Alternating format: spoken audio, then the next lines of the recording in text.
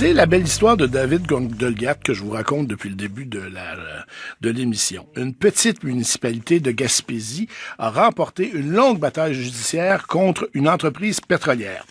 Restigouche Sud-Est, 157 habitants, 84 contribuables municipaux, n'aura pas à verser $1 million à la pétrolière Gastem pour avoir adopté un règlement simplement pour protéger sa source d'eau potable. La Cour supérieure a donné raison à la municipalité. On va en parler avec un des avocats qui a plaidé la cause de Restigouche, David Robitaille, qui est aussi professeur de droit à la faculté de droit civil de l'Université d'Ottawa. Monsieur Robitaille, bonjour. Bonjour, M. Auger. Est-ce que vous pouvez dire que vous avez une victoire sur toute la ligne? Oui, je pense qu'on peut dire ça. Après avoir lu le jugement, on est très satisfait, effectivement. La juge conclut deux choses. D'abord, que Restigouche est en droit d'adopter, en 2013, déjà un bout, un règlement pour protéger l'eau potable de ses citoyens. Mais elle dit aussi, les municipalités, c'est des gouvernements, ils n'ont pas juste le loisir de le faire, ils sont obligés de le faire. Ben oui, c'est important. Vous avez raison de mentionner ça. Le juge confirme dans son jugement que les municipalités, c'est un palier de gouvernance important parce qu'elles sont le plus près des citoyens. Ce sont les municipalités qui sont les plus à même de comprendre les intérêts et les préoccupations des citoyens sur le territoire local et que les municipalités ont un rôle très important à jouer en matière d'environnement. Puis la Cour souligne aussi que faut pas attendre un sinistre avant d'intervenir. Elle applique ce qu'on appelle en droit le principe de précaution, qui veut que les municipalités peuvent intervenir avant qu'un sinistre arrive sur le territoire.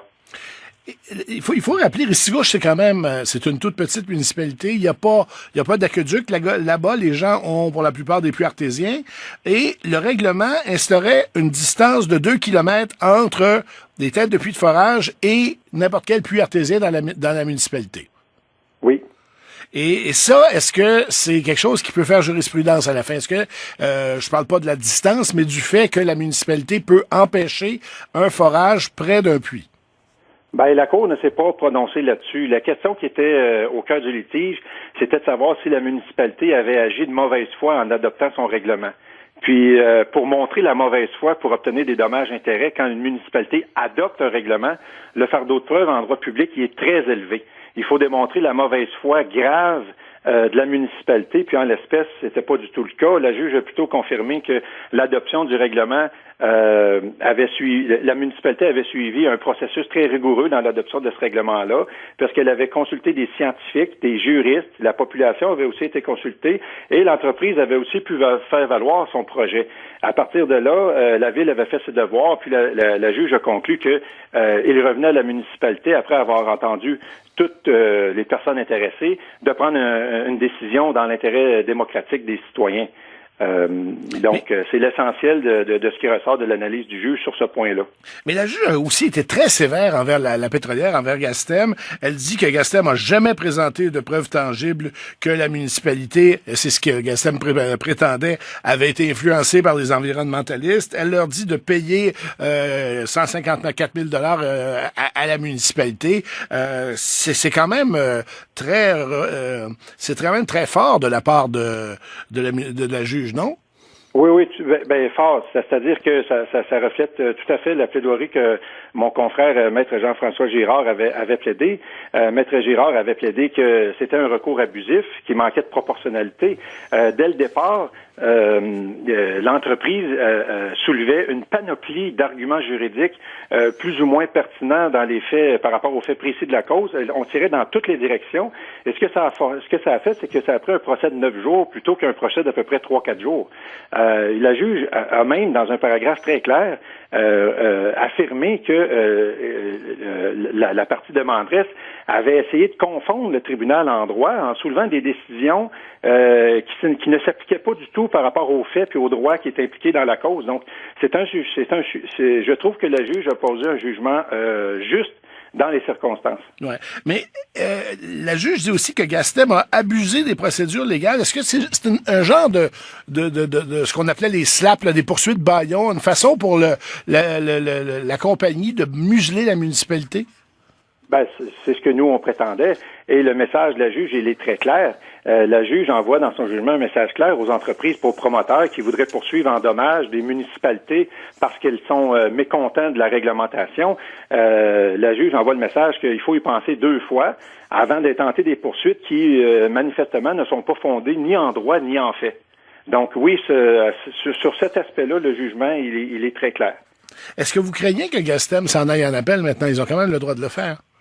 Je suis pas un expert en procédure, mais je suis pas certain qu'ils ont le droit de le faire parce qu'il y a une disposition du Code de procédure civile selon laquelle, pour porter en appel une décision qui rejette une demande sur le motif que le recours était abusif, il faut demander la permission de la Cour d'appel. Alors, c'est possible qu'ils doivent demander la permission, j'en suis pas certain.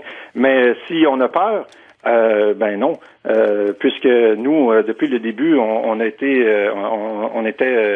tout à fait d'avis que notre recours était, le recours de Gastem n'était pas du tout fondé en droit, et le jugement à cet égard-là, il est tout à fait clair. Donc, si la cause était portée en appel par Gastem, ben, on soulèverait encore une fois les nombreux arguments fondés sur la jurisprudence qu'on a fait valoir. Si c'est pas contesté, est-ce que justement c'est un jugement qui devient de la jurisprudence? Il y a au-delà de 300 municipalités qui voulaient adopter un règlement un peu similaire. Ben, c'est-à-dire que ça fait jurisprudence sur les questions de la mauvaise foi d'une municipalité, le fardeau de preuve, et ça fait aussi jurisprudence sur les recours abusifs intentés par des entreprises. Donc là-dessus, oui, ça c'est clair que ça va faire jurisprudence. Puis un jugement qui n'est pas porté en appel, c'est un jugement définitif qui effectivement peut faire jurisprudence. Pour la démarche des 300 municipalités, maintenant c'est une autre démarche parce que depuis que Ristigouche avait adopté son règlement, ben là il y a le Québec qui a adopté son propre règlement, ce qui fait que là il y a des questions juridiques différentes qui peuvent être posées, mais qui n'ont pas été abordées par la juge dans son jugement. Ouais. Est-ce que ça donne des munitions contre le gouvernement Couillard, certains règlements que le gouvernement songe adopter? Là-dessus, je suis pas certain. Comme je vous disais, la démarche des 300 municipalités qui veulent une dérogation au RPEP, là, le règlement qui établit la distance à 500 mètres, c'est une démarche différente. Puis donc là-dessus, il y a rien dans le jugement là-dessus, puisque c'était pas la question qui était au cœur du litige, là. Et est-ce que on sait que les compagnies sont pas obligées de communiquer leurs intentions aux municipalités. Est-ce que ça donne des munitions aux municipalités de ce côté-là? Ben, je pense que oui, parce que même si c'était pas une question juridique posée, là, je pense que il va de soi que un des messages du jugement, c'est aussi, ben, lorsque vous arrivez dans une municipalité avec des projets, ben, vous informez les gens. Ouais. Et puis, ben, maintenant, ça sera au conseil municipal de faire preuve d'ouverture puis d'écouter toutes les parties intéressées, mais en bout de ligne, c'est le conseil qui va décider démocratiquement, dans l'intérêt des citoyens, de prendre une décision dans un sens ou dans l'autre, comme ça a été fait à Ristigouche. David Robitaille, professeur de droit à la Faculté de droit civil de l'Université d'Ottawa, qui a été un des avocats de la ville de Ristigouche Sud-Est contre Gastem. Merci beaucoup d'avoir été avec nous. C'est moi qui vous remercie, M. Auger. Bonne journée.